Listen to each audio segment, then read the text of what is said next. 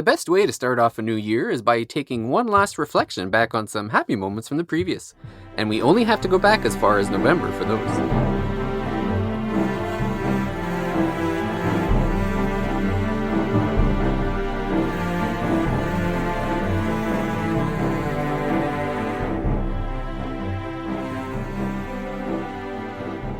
Welcome to another episode of The Thirsty Mage, the podcast where you can snuggle up next to the fire, pour yourself a nice hot cup of cocoa, with a healthy dose of Baileys, of course, and listen to friends talk about some great RPGs.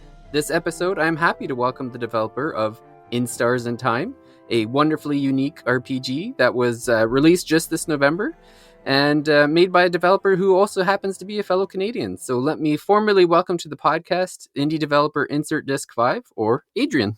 Yeah, hi. It's a pleasure to have you on the podcast. Thank you so much for having me. Yeah, it was funny. We booked so the game came out. I want to say it was like first or mid November. On the 20th of November. 20th November. Okay. Yeah, I will remember that date forever now. I know, it must have been exciting. And yes, we booked the recording out. We're recording on December 12th, and I thought, I want to make sure I finish the game before we talk.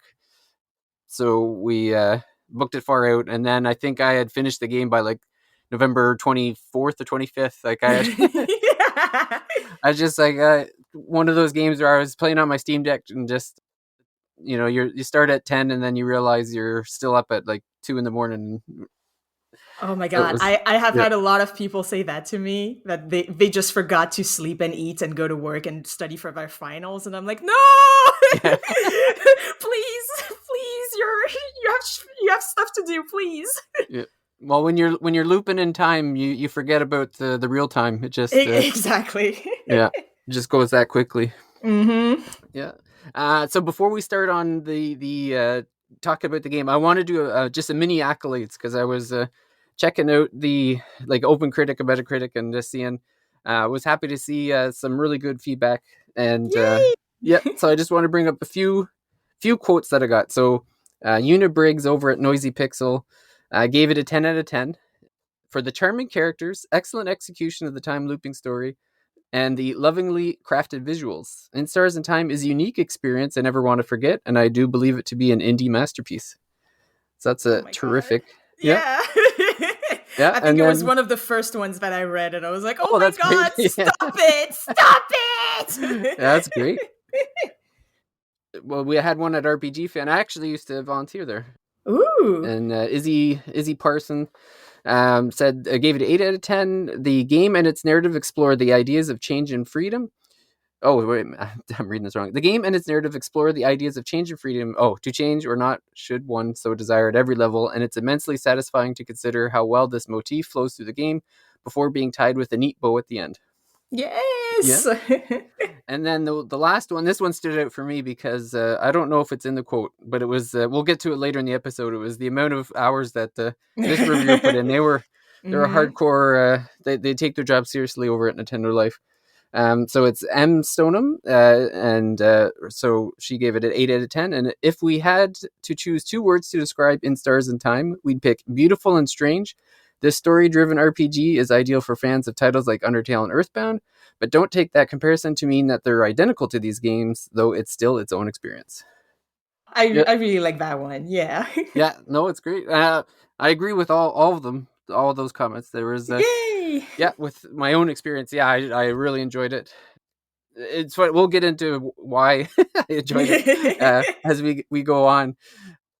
But I guess before we get too far in, I guess for anyone who's listening who hasn't played it yet, maybe Adrienne, if you could describe the game to someone who maybe is unaware of its existence. Yes, of course. So In Stars and Time is a time loop RPG where you controlled Siffrin, who, along with their party, their friends, their found family of sorts, are just about to fight the final boss, the evil king who has frozen an entire country in time. And as they are just in like the first few rooms of this final dungeon, Siffrin just activates, like doesn't notice, activates a trap, and then dies.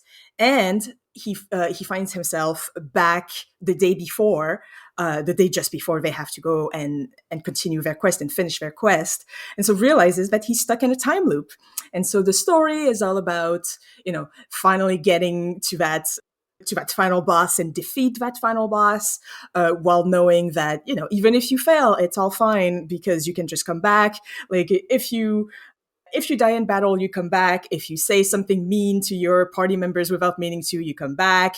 If they say something mean to you and you don't want to hear it, you come back. So, this is just perfect escapist fantasy, and nothing bad or depressing is going to happen at all. And it's going to remain a really good time for Sifrin the whole time. I promise. Yeah, that's a better explanation. I was trying to. It's one of those things where you try to explain it without giving too much away, because it's an experience where you really want to. I mean, it's if you know a few things about it going in, it's fine. But it's definitely one of those things where, as you watch everything play out, it's just a terrific story. Yay! I love the all the interactions between everyone. It's neat to kind of come in at the end of the. It's almost like you're at the end of the RPG before the Oh, final boss. absolutely. Yes, yes, yes. Like, you're at the end of so one of the party members is Maribel, and she is more like the actual hero or chosen one that this RPG could have been about. But turns out that the main character is not cute, darling Maribel, who is trying her best to fight against the king because she has been chosen to do so. But no, it's just like this random traveler who decided to help is actually the main character. Oh yeah, yeah, and the it's funny Sifrin I would almost compare to like Vivi in Final Fantasy 9. Oh, yes, Yeah, yes. I see what you mean, for sure. yeah, like a very very important character, but yeah, like you said, like not necessarily like the leader per se, like the Yeah, yeah, yeah. Like, easily you could be like, that could have been, the whole game could have been about Vivi. yeah, exactly. A couple of comparisons I laughed at. Oh, no. Sorry, I just paused him for a second because the Yeah. kids are running above me. Okay. Yeah, I'll cut that out in post. Yes. A couple of the funny comparisons I laughed at was one said it's the artsy Deathloop. I don't know if you've ever played Deathloop. Yes, I have not played Deathloop, but I have seen a lot of it. And that when when it came out and when they announced it, I was in the process of making this game, I think, and I was like, oh no, oh, our time loop going to be the next big thing. Oh yeah, Kind of like when you're making like a couple of years ago, if you were making a zombie game and then it was the zombie craze, and you're like, oh right. god, I was smart. But the games ended up being very different from one another, so Yeah, I'm glad. yeah, exactly.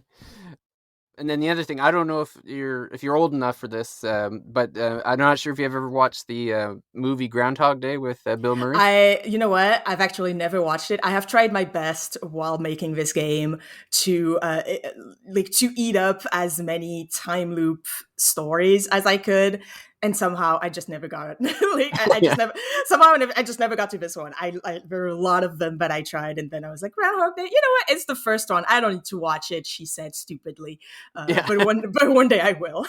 yeah. Well, it's pretty funny. There's kind of a comparison that you could make to Sifrin and Bill Murray's character. I can't remember his name in the movie, but and it's actually one of the things I like is kind of like the mental, like the way that the way that Sifrin is thinking throughout, like the kind of like the phases of like initially thinking it's kind of like, oh, this is neat, this is new, and then like Yes. starting to get irritated, and then like just the different steps of going through like what it means to be stuck in the loop sort of thing. So it was interesting. Yes, Yeah. that was definitely what, like, that was pretty much the main reason for making this game, is that I love time loop stories, but sometimes in video games, when they are made in video games, they are very much used as a as a gameplay device, Hmm. and you don't really get to know how a character might be feeling throughout this entire circle of death and rebirth, and how that would definitely make you a little messed up. Yeah. And I really, really wanted to go deep into what that would do to someone's psyche, and how the people around them that usually would have been stuck also in that loop of repeating the same sentences, that they see their friends being like, oh, you were really happy this morning and then you took a nap and now you're like, you look really tired. I don't know what's happening, but something happened. Yeah. So we're not going to get into spoilers of the story specifically, but there are going to be moments that we'll talk about. And what it's funny, like in that vein, one of the funnier moments to me is so in the when you first enter the castle, there's because the player obviously hasn't played yet. There's like a kind of like a mini tutorial at the beginning with the enemies. Yes. And I can't remember which loop it is, but after so many loops, Sifrin finally gets so annoyed by the first character or the first enemy that he absolutely butchers it to the point where the rest of the party is just standing in awe of like how like they Yeah, it's can't just like, believe what he's what just done. happened? Why did you go completely unhinged right Yeah. now? Is what's happening? Yeah, I always like I was crying laughing because I just thought it was hilarious. Like because it was funny too. Because in the moment I was like, yeah, I'm kind of getting sick of this thing, and all of a sudden Sifrin's just like takes out the dagger and just goes to town, and I'm like, yes, that's Yeah, exactly what I was thinking. yeah, Like, do yeah. it. And I was also like that. I'm really glad that came through because Yeah. a big part of what I wanted to do when it came to the gameplay as well is making sure that most of the time the player and Sifrin that their thoughts would be pretty much the same. That if you are frustrated by what's happening and how you have to repeat all of this and it's so frustrating and annoying, Sifrin is also feeling the exact same thing. So Yeah. and so hopefully I feel like that for a lot of people, which I'm glad that they get that you what you're feeling is supposed to mirror how Sifrin is feeling, and that it seemed to have removed some of the frustration that the main character is feeling the same thing. Mm-hmm. So I'm glad, but I know that a lot of people are still like, that is still so frustrating, and I'm like, that is still the point. I'm Yeah. sorry. No, it's funny to say that because that was kind of my feeling of it was kind of uncanny to me how much Sifrin was mirroring my own psyche throughout the game, because every time I was taking like a turn on like, oh, I'm getting frustrated here, or I'm getting annoyed here, or and now I'm finding it funny again, or like it was just really weird how much it was like almost to the point. It was like, is there like some kind of face tracking thing that it's like sensing my mood and Sifrin's like changing I'm with the time? manipulating you into feeling those things. Yeah. Oh no, that's the hallmark of good writing is being able to kind of Yeah. push that. Yeah, I was just curious. Oh well, before I want to talk about where the idea originated, but beforehand, I have to settle a little thing because Paige and I were. So Paige is another person on the podcast. She had finished it as well, Ooh. and the both of us had this funny thing with the PR rep, because the PR rep told us that the game was 8 to 10 hours, and and neither of us. Well, I think she was around 18 hours. I was about 15 hours, and Paige is convinced that the PR rep told us the wrong amount, specifically to play with our expectations. No, I'm not sure. I'm curious if that was the I case. I honestly, it might have been my fault. I knowing me, it might have been something where my publisher and the PR rep was like, "We're gonna say it's like 8 to 10 hours," and I was like in crunch mode, and I was like, "Yeah, sure, that sounds fine." Okay. Like I feel like Yeah. that would have been on my end, and I should have double checked it better. But I still. But yeah, even without counting that, I am stunned at the how different the playtimes are for this game, which Mm-hmm. I think is fascinating. I feel like I should be a little more worried that the that the times are so different, Yeah. but I really like it because like to me, I feel like it means that people are having like have different ways of experiencing this story, Mm-hmm. and for some people they play for 20 hours and they're like, you know what, like uh, I did what I thought was important, and then maybe some things here and there, but otherwise I feel like I had a good story. And then you have the little freaks, and I say that with so much love in my heart, the little freaks that spent 80 hours playing and Yeah. that looked into every nook and cranny and every single dialogue permutation that I added, because there is a lot. Like I love games with a lot of text. So there Mm. is a lot of text in this game. And so and I definitely did not intend for, like, I do not intend for every player, for a normal player to just manage to get all of that text. Like, I was intending for the player to only find maybe, like, I don't know, like 60% of it would be pretty good. But you do have some people that are playing for like 80 hours and they're like, yeah, I just want to see every single piece of text. I just want to see everything that this game has to offer. And it makes me so happy that people are this interested and fascinated by the game that they want to get literally everything. And I feel like that kind of mirrors Sifrin's journey in a lot of ways, to be like, but if I say this, will something change? If I do that, will I get something new? Which is, especially near the middle end of the game, is something that Sifrin is could be actively searching for. So I think that's just Mm. good. I'm glad. Yeah. Well, and it's really easy to miss things too. Like Yes. it was funny. So in there, when you loop, you start off in a village, kind of preparing for the fight against the king. So you're in the village one day, and then you spend the night, and then the next day you head off to the castle. So there's a village that you can kind of go around, and it wasn't until it must have been my second last loop or third last loop. It was very, very at the end that I discovered that there was a banana in Yeah, the that's so village, funny. and I tried. Yes, yeah, it's really good. yeah. Throughout the whole game, I'm like, I don't understand why. Like, there's nothing in the village to help me, like Yeah, to yeah. reset the loop. It's so Why weird. do I have to go through the entire cutscene every time that Yeah, I'm in the village? No, there's the banana right here. yeah. So it's funny. Well, if people want a funny spoiler, skip ahead 15 seconds, or because I ended up discovering the way to commit suicide, and that's how I ended up doing get looping in the village for the longest time. Was yeah, Oh, and Loop got really mad at me because I did it in front of them or of tried course, to with it. of Yeah, course. yeah. It was funny Yeah, that you have to even negotiate with Loop to even be able to do it.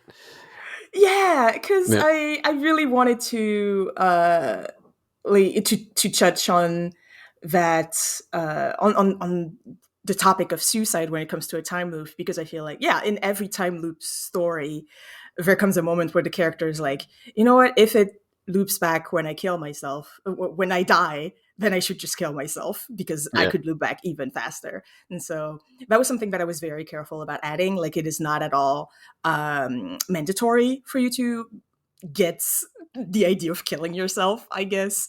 yeah. And that is something that apparently a lot of players did not even come across. Oh yeah, you could miss it completely. Yeah, Yeah, you could totally miss it.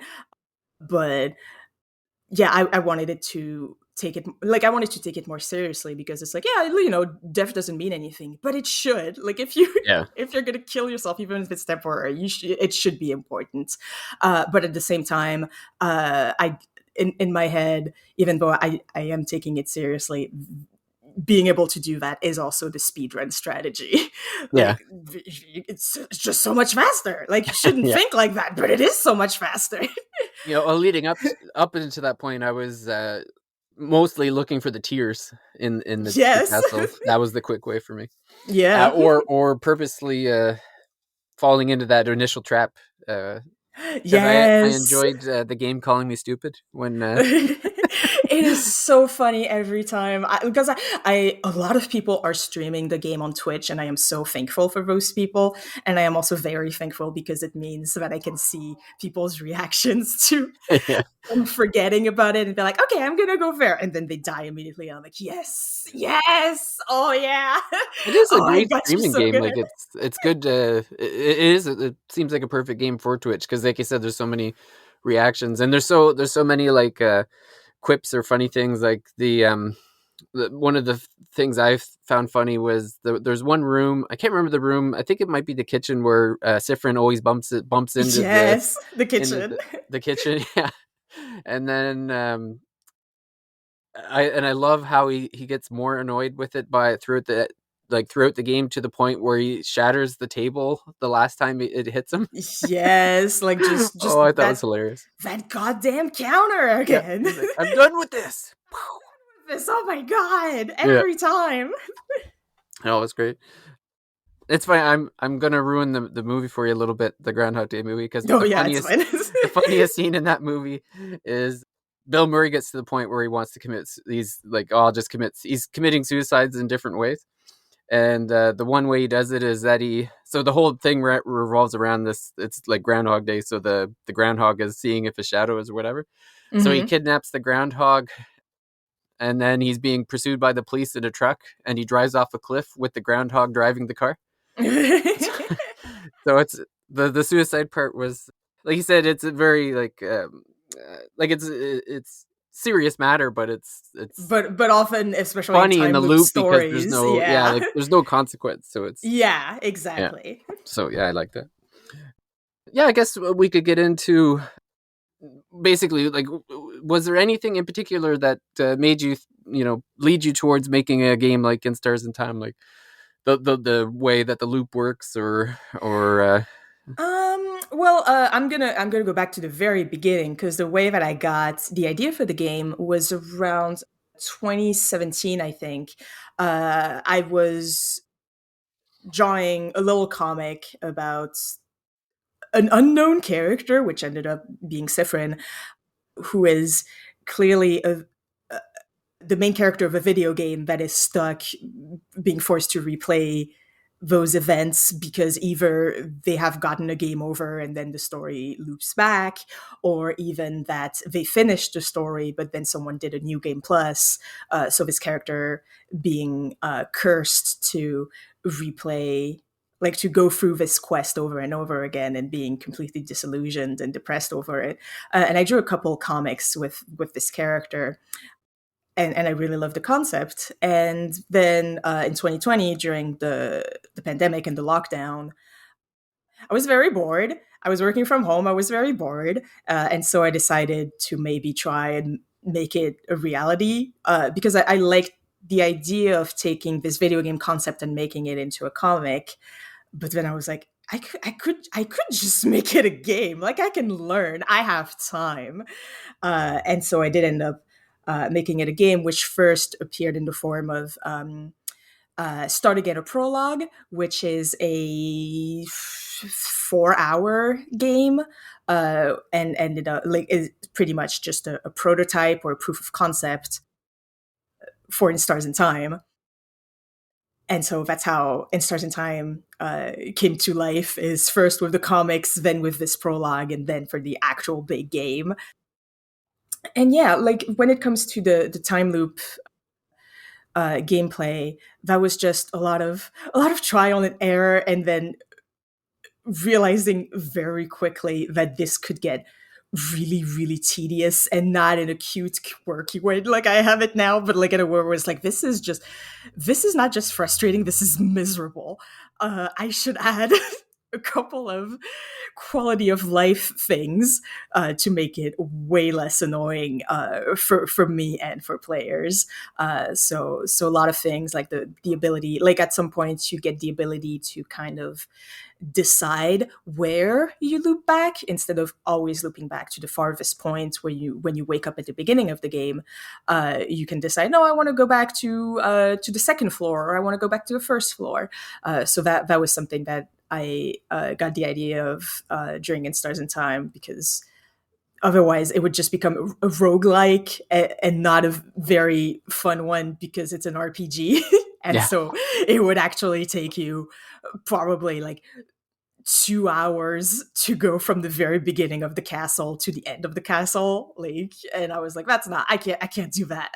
I don't want to do that even a you're little not that bit. cruel. Yeah, I'm not that cruel. I am very cruel, but not that much. Yeah.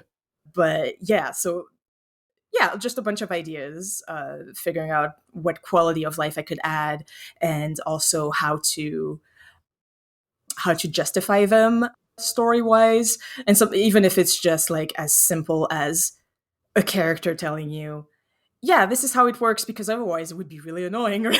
Yes. Yeah. Like yeah, like your party members do not keep their experience because they do not remember going through all of those battles. However, they will keep their equipment because can you imagine having to always re-equip stuff that you found? Wouldn't that be awful? Yeah, it would. So Yeah. as and it wouldn't be fun in a storytelling way. Like it would just be like, yeah, that's just how it's supposed to work, but but Well, it's the boring.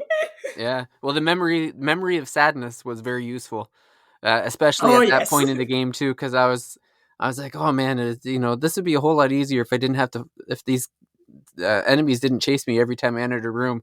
And Yes. then I think it was like maybe 10 minutes later, they're like, "Here's a memory of sadness. They will no And longer attack you." yeah, And I'm like, yeah, "Oh, they will sweet." just flee from you, and you don't Yeah, really have to go through battle anymore, which is fine because at this point you are probably a little bit over leveled, so you don't have yeah. to worry about things.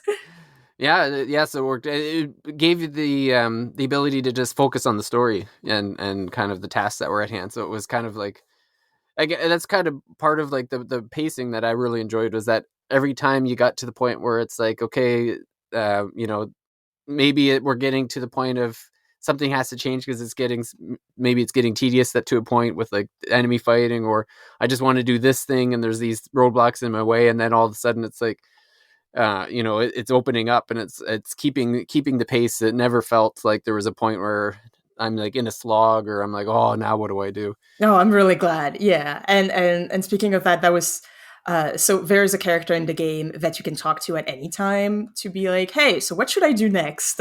And that was also something that I did add like in the middle of development where it was like, I feel like that like I can keep track of it because I made it, but otherwise I don't Yeah, think people can keep track of all the stuff they have to do. So I should have a reminder somewhere. yeah, loop was very useful. That was the thing we were today. Paige and I were joking because when I had read the Nintendo Life review, they had mentioned it took them 45 hours to beat the game. And I'm like, oh my god, that's like, why did it take so long? And Paige was like, maybe they didn't find Loop, and I'm like, or Yeah, didn't like, didn't know that Loop was kind of directing, 2 point. It was to a certain extent like Loop was like, well, have you tried this? And then as soon as you yeah. were like, oh yeah, okay, and then like I immediately like knew what they were talking about and found the thing, and then kept on going, and then okay, what's the next thing I should do, Loop? Yeah, and that was something that was kind of tricky to figure out how much loop would be allowed to say because I was wondering whether to be like, all right, if you're asking me, it means that you're really lost. So here is exactly where you need to go. But I felt like that was kind of boring, and that makes it even more of a visual novel than it Yeah. already is. And I for better or worse, I wanted the player to have to think. Well, that's the thing was the clues were just vague enough that it wasn't like, oh, you have to go to the third room on the fourth floor and check the drawer or something. Like it wasn't that specific. It was like, oh, you need to know this piece of information. Where do you think that might be? Yeah, yeah, And yeah. then Huh? Do yeah, you remember something about candles? Maybe you should go to a room with candles and then yeah, just yeah. yeah, yeah, yeah. So I'm glad that this worked out for you because that was something I was kind of worried about. I was like, I hope that's going to be enough for people to not feel like they're completely lost. There were a couple of quests where Loop, if you talk to Loop a second time, Loop says, "Oh, this is where you should go." Just because sometimes I was really second guessing myself, like I think this is way too big of a jump for people to understand. So I'm gonna. If you come and ask Loop a second time, yes, you will get the answer. And I think I did that once because I remember being sort of stuck at one where it's like, okay, I know the thing that I'm supposed to get, but I can't remember where it was. And then I think Loop, I went back to Loop, and then I think I got a little more specific, and then I was able to find it. But yeah, Mm, there was really only one like hang up I ran into. So otherwise, it was pretty well paced in that sense. yeah, I'm glad. Thank Yeah. you. Well, it's funny with all the intricacies with like where things, because sometimes there's like a key that's hidden earlier in the game that you have to get, or there's like dialogue that only happens at certain times. And I always joke about. I was thinking of like the meme with like Charlie Day with like where he's got the big board. and he's got Yes. all the threads, and they're like all, and I'm thinking like that must have been what the developer was thinking, or must have had this big board and a Yeah, I you know. did take a lot of notes about like, okay, this is what should happen, and then this, and then this, and then oh my god, how do I get from this to this? And I also need to keep in mind that I got to give some foreshadowing when it comes to this piece of information, and how do I do it in a way that is maybe enough for people to be like, oh, I should remember this, but not enough for them to actually realize what I'm talking about, and how like just trying so hard to make it because one thing that I was very worried about is that my hints would be too pointed sometimes for people when it comes to like giving information that appears later in the game. Mhm. But I tried to make sure that even if because like the thing is okay, so trying to stay a little vague here, but something happens at near the beginning of the game that if you think too much about it might lead you to like the whole point of the game, and I was like, I think I'm being vague enough, I think that's going to be fine. And then I asked some friends to playtest the game, and I have this one friend who is incredibly good at figuring out hints and everything, and she was one of the first that arrived at that point in the game. And so she got that scene, and then she immediately messaged me and went, oh, so, and then just ended up telling me the whole story as she understood Oh it. And yeah. so this is how the end is like the game is going to end, right? And I was like, like, oh my god, I, oh no, this is, I made it too obvious. Oh my god! But turns out no, she's just really smart because literally every single one of my other playtesters, I was like, so what did you think about this scene? And they're like, it was a good scene. I liked it. Was I supposed to think more about it? And I was like, no, don't worry about it. But that was a very fun challenge too. But so in the end, my friend who figured out the whole story from that one scene still ended up having, of course, a really good time because it gave her more of a tragedy feeling, like when you like that tragedy feeling where you can sense exactly what's like,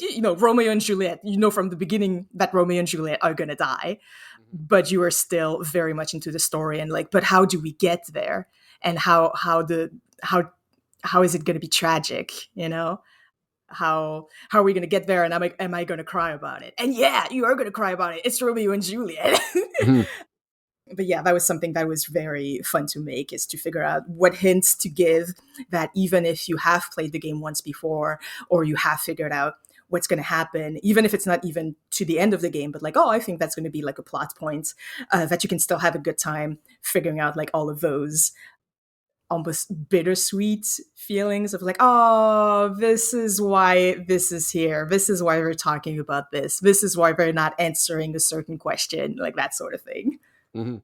Well, it's definitely one of those games too, where if you play it a second time, even though you know how it's going to end, then you're going to notice things that were, because there's so many subtle things in the game where it's like, now that you have the context behind it, you could, it kind of jumps out, or maybe you missed it completely, and then you're like, oh, Yes. look at that, like, Yeah, yeah, because that was something that I really loved in the game Tales of Symphonia, where you have this character who is hiding a very, very big secret about one of the other characters. And so every so often, the other character talks about something, and you see the first character who's hiding the secret that just goes dot, dot, dot in the corner. And the first time you play, you're like, I don't know where you're dot, dot, dotting all of a yeah, sudden. And then you replay it, and you're like, oh my God, he was dot, dot, dotting. This whole time. This was what the dot, dots were about. yeah. Well, I think it was Rebecca Valentine on IGN who was talking, like she was talking about playing it for the second time, and I had only, like, I think I was just finishing up, and I'm like, holy crap, she's finished this a second time. And then, and yeah, she just mentioned like the enjoying it just as much the second time, just because of, yeah, those things, like picking up on Yeah, the hints. So yeah. She yeah, she did get an advanced copy. That might yeah, also that's have been why. I was like, she must have played, she must have reviewed it, because like I understand, she's probably got more free time to play it, but still, Yeah, yeah. yeah. I'm really really happy that she liked it enough to play a second time. That is such a rewarding thing to Yeah. know. Well, and especially like she plays lots of video games, so it's Yeah, that's her yeah, job. that's right. So if she's replaying a game, then it's good. So Exactly.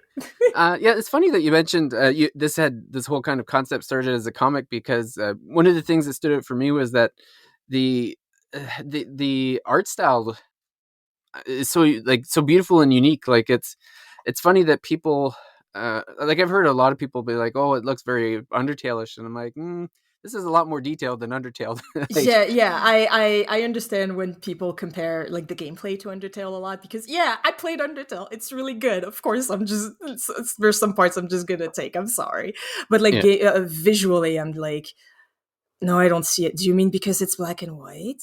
Well, Is that's that that's what? it. That's it. It's like just because it's black and white, Yeah. because it's like there's so much more details in the characters, like and then the environments, and it was funny because like playing on my Steam Deck, I was even in awe of like, man, this looks really sharp on the Steam Deck. Like Oh, it's I'm glad. Thank you. yeah. Yeah, because yeah, you look at it and you're thinking like, oh, this is a pixel game. I'm like, wait a minute, this isn't a pixel game because like everything's too sharp and clean. Like it's yeah, like it looked like a comic in play to me. Like yeah, Yeah, it was I'm very glad. Thank yeah. you. Yeah, and then you could just see like all the small details in the rooms, and then like in the characters and the king and stuff. And then it's funny with the I enjoyed how the simplified RPG mechanics in the sense of like it's not fire, ice, and Mm. it's like rock paper scissors, and it's like, well, the focus isn't really on the battle mechanics, so I enjoy it. It's like it's to the point, and then the Yes. fact that it works in the design. It's like, well, if you want to know what type of character, enemy they are, you just look at their hands, and I love the visual cues that way because it's like everything's still black and white, but you can still tell the character, like the detail in the characters is Yes. all you really need. Yeah, and then something that didn't end up happening for the game, but did happen for the demo that I really, really loved is that in the main game, I am pretty clear about how hey, you just need to look at their hands. That's how you know their type. But that was something that I didn't have really the space to add in the demo because I needed like the tutorial to be pretty short, and so I never ended up spelling out in the demo that hey, just look at the enemy's hands and you'll be able to know their type. And it was so interesting to see streamers figure it out or not. And so I remember one streamer who it took them like maybe 10 battles to be like, wait, I need to, what's happening here? Yeah. If I look at their hands, maybe there's a hint. If I think about it for a second, maybe I'll figure it out. And it's like, yeah, it's making you think. So was comics like is animation or comics like is that kind of like your first? So I went to school.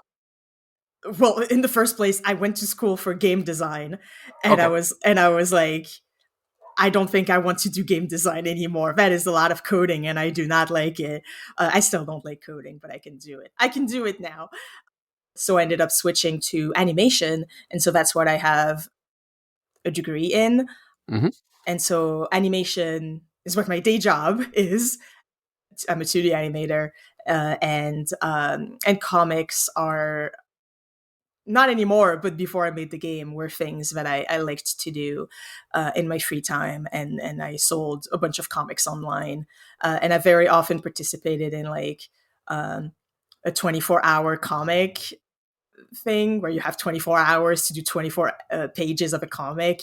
Okay. And I did that twice a year for a little bit, and that was really really fun. It's a really great way to like challenge yourself into learning things really fast, and I feel like those skills helped me a lot in making that game. Well, first because of the arts and because there's so much art in this game, but also in learning kind of what's important in a medium and what you can just forget about.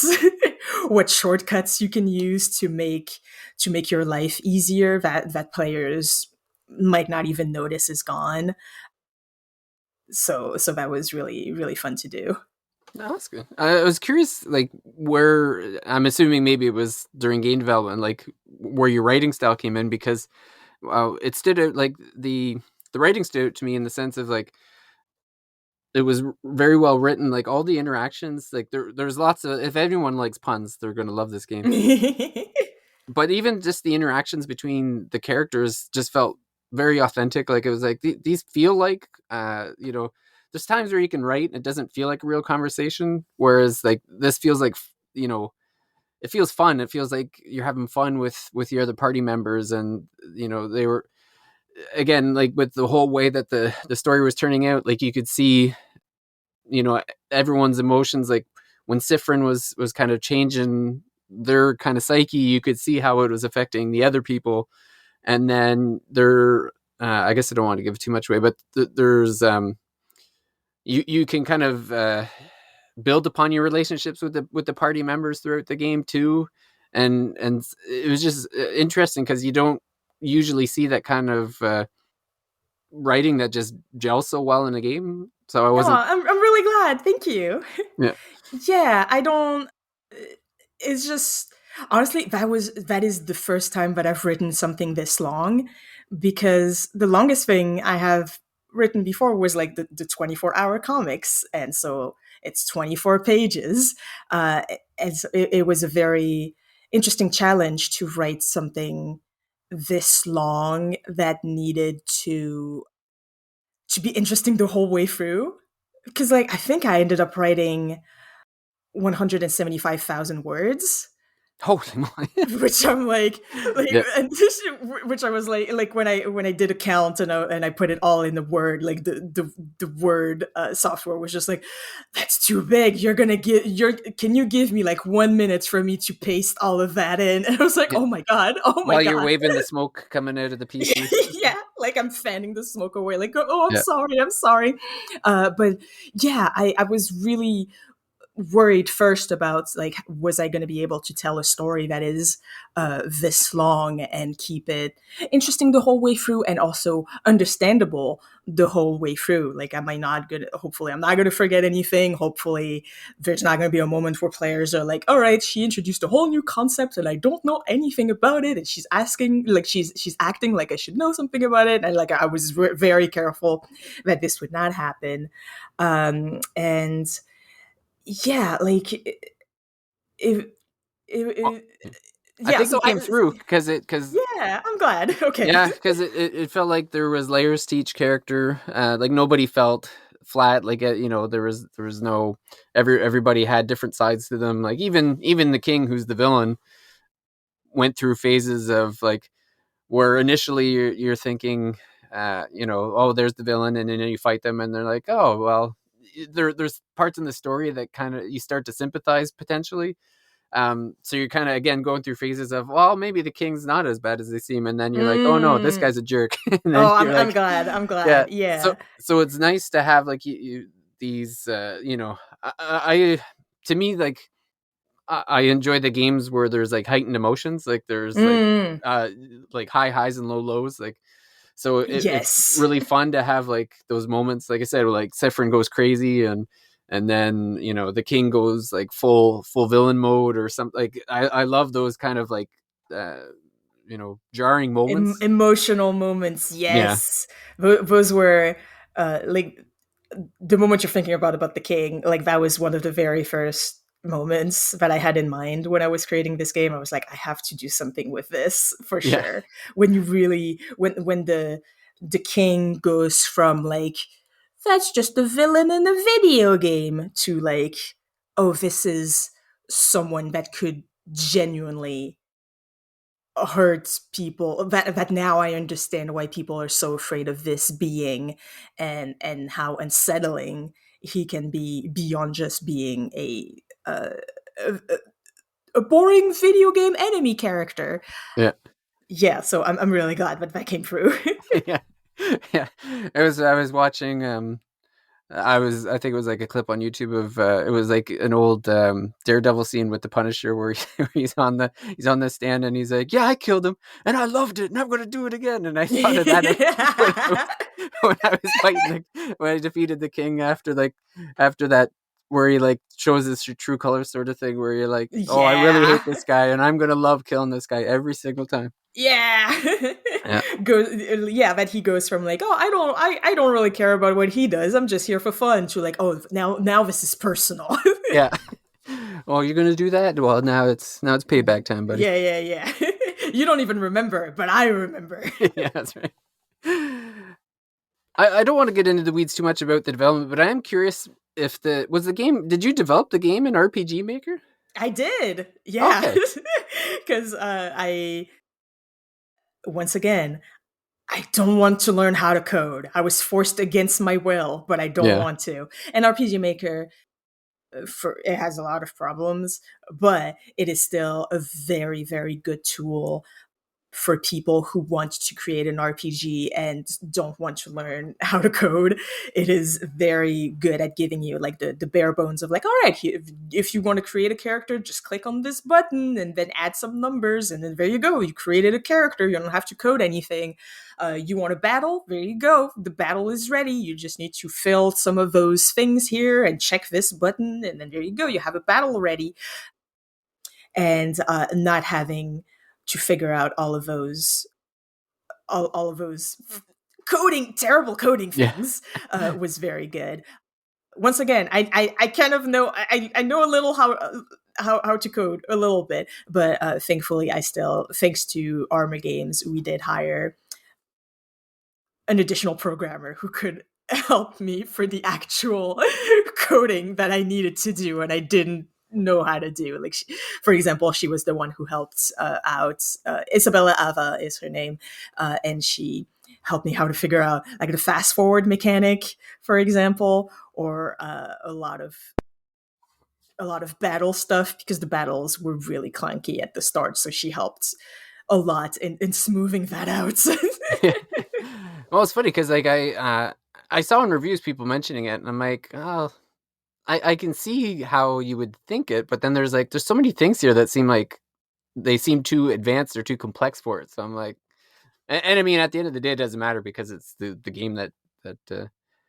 But for me, I was more curious because like my son is looking into game development now, and RPG Maker typically goes like it happened to be on sale, It's and when it's on sale, it's on oh sale. yeah, because it's usually like the full version. There's a few different versions, and one is like usually Yes. $200, and then I saw it on sale for like 30 or 40 or something like that. And I'm kicking myself now Mm-hmm. for not getting it, but Yeah, it's that's often the enough that it comes around. exactly. Yeah, That but it's they amazing to think of what you can like if you can make that game in there. Like it's like wow, you got you like you can do anything in yeah, there. You know? and so that's why it was interesting because some people noticed right away that this was an RPG Maker game, which I think is funny.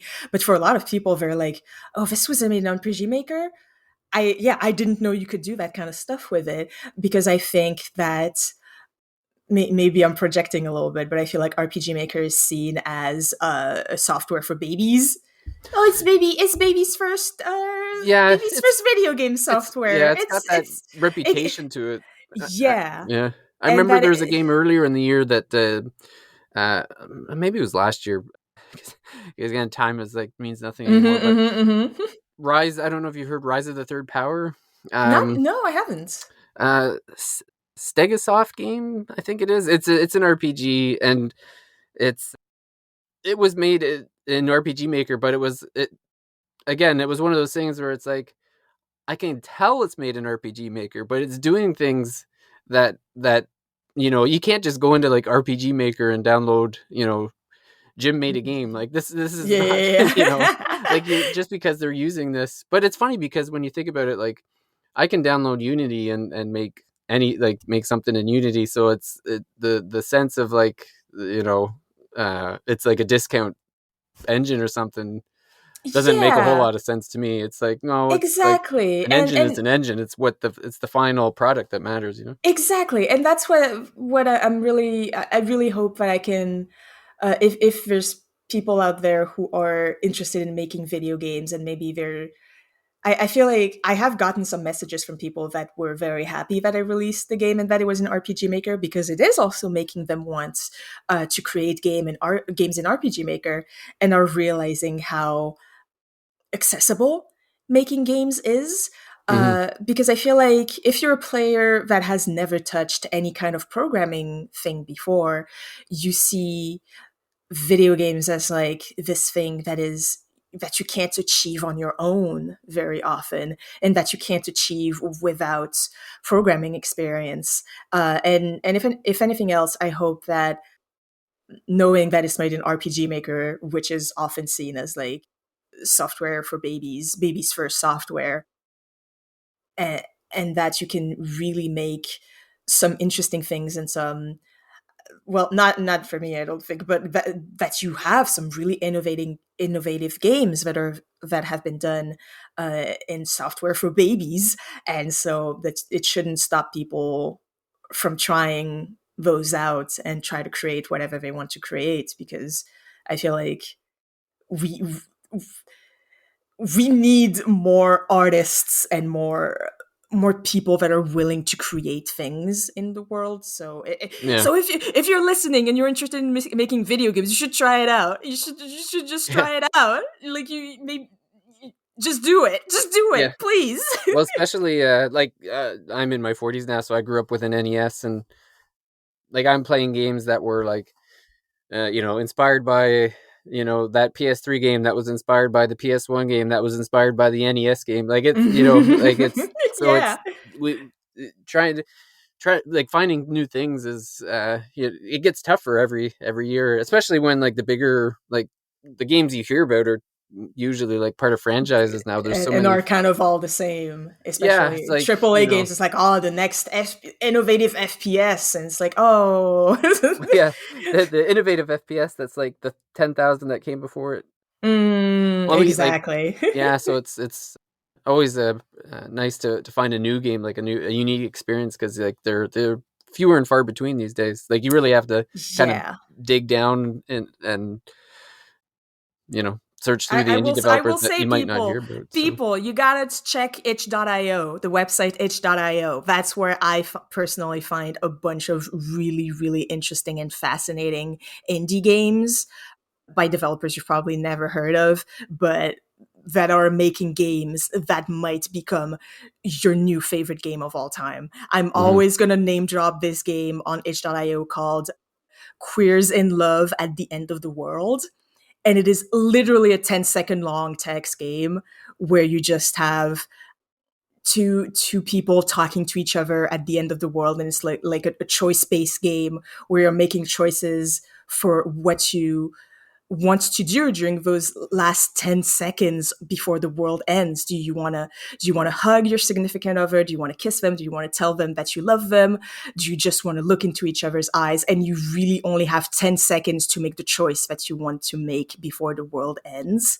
And that game that is again literally 10 seconds long, just text, no images, is one of the most impactful gaming experience I've ever had in my life. You Oh, can that's awesome. really make some fascinating games that will like you can make and find games that are just fascinating, that have the simplest concept that will stay with you forever. If you just check the itch.io, not sponsored. I'm not sponsored. I Yeah. just really love it. Well, and yeah, with that too, like you don't even need like a high end PC to play a lot of those Yes. games. Like some of them you can play right in browser. So it's Yeah, yeah. exactly. Is there, now that it's the dust is settled and the game is out, and we're talking about development, is there anything that you wish you could go back in time and tell yourself while you're developing? If you wish there was like one time to loop, is there anything that you wish you had known a couple years ago? Or Not really, just because I have learned a lot from making comics, so I know the pitfalls. yeah. I know that it's like, okay, if you have an idea and you have even the slightest inkling that it's going to be a little too big, you should make a proof of concept first Yeah. to make sure that you're actually interested in it and that you want to continue with it and that you need to figure out how the gameplay loop works and that sort of thing. That if you can find a shortcut for whatever you're doing, just use it. That if you can ask for help, ask for help. And I think if there is one thing, it's pretty recent, but if there is one thing I would say to past me and be like, taking only 3 days off for the release is not enough. You should have taken two. You should have taken 2 weeks off because you were listen. Hey, pass me. Listen to me. You were like, you know what? I'm gonna take like it's coming out on Monday. I'm gonna take Monday, Tuesday, and Wednesday off, and then I'm gonna go back to work, and everything's gonna be fine. You're gonna be fine on Monday, Tuesday, Wednesday, Thursday, and then on Friday, you're gonna die. You're gonna sleep 14 hours a day because of everything that happened, because your brain is gonna be overloaded with everything, and you're just gonna sleep for like one more week, and for one more week, you're just gonna take naps all day. 3 days is not enough. 3 days is never enough. You need to take 2 weeks off. Do you listen to me? Listen to me. You have to take 2 weeks off for release. 3 days is not enough. Your brain is not gonna be able to deal with what's happening. You need to take 2 days and 2 weeks off. There we go. That's what I Yeah. would say to her. Well, it's funny because I had talked to Eka at Outer Loop Games. It's a small indie developer, about 14 people. They made Thirsty Suitors. Oh wow, yeah. Yeah, and it came out maybe a couple weeks before a few. I think it was like the Yes. beginning of November, and so we were talking about that. And then I said, "Oh, now that the game's released, what are you up to?" And he goes, "I took a month off." Sleeping. Yeah. He's Yeah, like, "I'm not exactly. doing anything for the whole month of December." He goes, Exactly. we're having this interview, and then I'm out." And I'm like, "Okay." So, Yeah, and yeah, that's why like it's very funny when like now I get a lot of people saying, "So, when do you have plans next?" And I'm like, "Sleeping." yeah, There's literally, why are you asking me about what's gonna come after? This just came out and I am not recovered yet in the slightest. Leave yeah. me alone for like a month. You can ask me again in a month when I'm recovered. Thank you. Yeah, well, that's the thing is that they've switched to like a 4-day work week now too, because Oh, you just nice. said that Yes. the toll is just so tough that it's like having that Yeah. extra day. It just it makes the product better because you're more focused when you come back, sort of thing. And it's so Yeah, because maybe people don't realize like this isn't even like there's so much work after release. There's honestly not a lot of work to do after release, but it's it's like you have your baby, and your baby is both out of your body, and so that's a lot for your brain, and also yeah, your baby is out and going to college. Can you imagine that? yeah, that's right. You're giving birth to your baby and it's immediately going off to college? Like Yeah.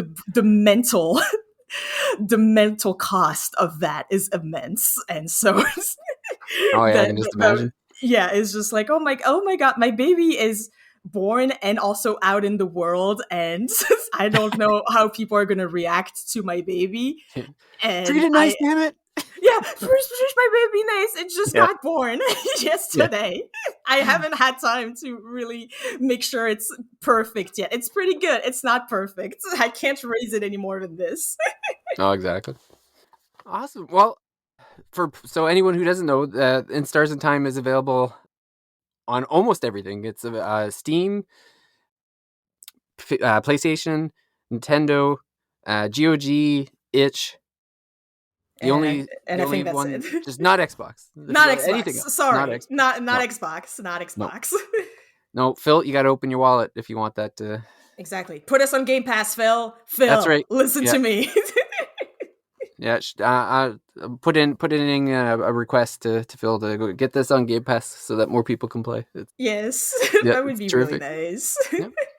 Yeah. So is there anywhere on the internet that you would like people to follow you at all? Any social media, Yes, websites, anything like I that? am at Inserdisc5, disc with a C, 5, the number, on Tumblr, Twitter, co-host, Instagram, Blue Sky, but not really because I forget it exists half the time. I'm sorry, and probably others that I am not thinking about on itch.io also.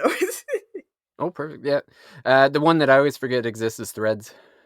Oh, I'm not on Threads. I don't. I can No. forget. I can forget it just fine. Yeah, that's right. I was on it for one day and then I'm like, well, no one else is here and I don't see Yeah, anybody, so I that forget seems it. scary. I don't want to go Yeah. there. No, just another big corporation anyway. Yep. Yeah. Yeah, so I guess for everyone listening, I highly recommend. Like I said, I played myself and really enjoyed it, and recommend to everyone. It's great time. I'll probably play again too because I feel like I missed a lot. Like it, I don't. I tried not to rush it, but it's just kind of one of those things that happens when you play a lot of video games. Is you just kind of naturally get through a game quicker than maybe you wish you did. So Yes, yes. I think I'll probably go back in the new year, but And yeah, then take a little stroll instead of a run.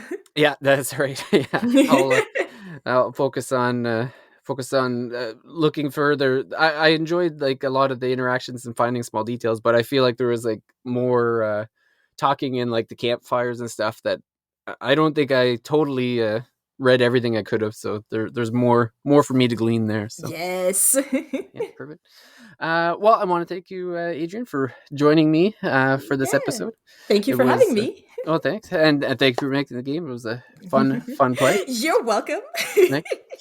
And yeah, so anyone follow for anything that's upcoming, and I guess we'll see everyone out at the next Thirsty Mage. Bye.